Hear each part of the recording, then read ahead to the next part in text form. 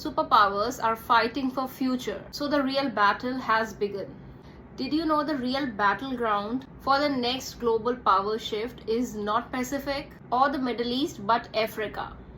Right now, China, Russia, and US are in a silent war, not with the weapons, but with the minerals, investment, and influence.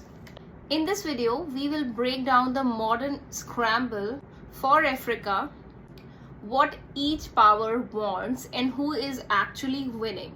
So let's begin the video. Firstly, we will discuss why Africa is so important.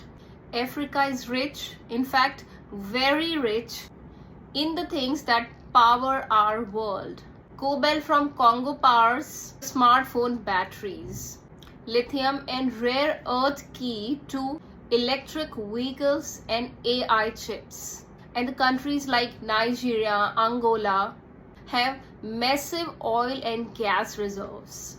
Adding to that, a growing population of 1.5 billion, and Africa becomes a dream market for future technology, energy, and military alliances. Now let's discuss what China is actually doing in Africa. You know what?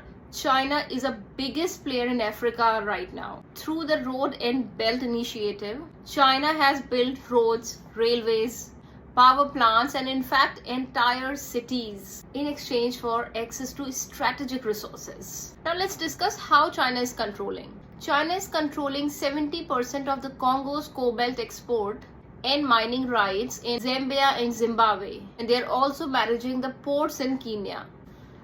Now critics call it debt trap diplomacy, but others calls it a smart strategy. Either way, China is miles ahead.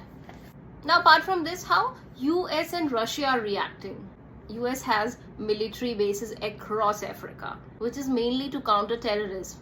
But now it is countering China's technology and minerals grip.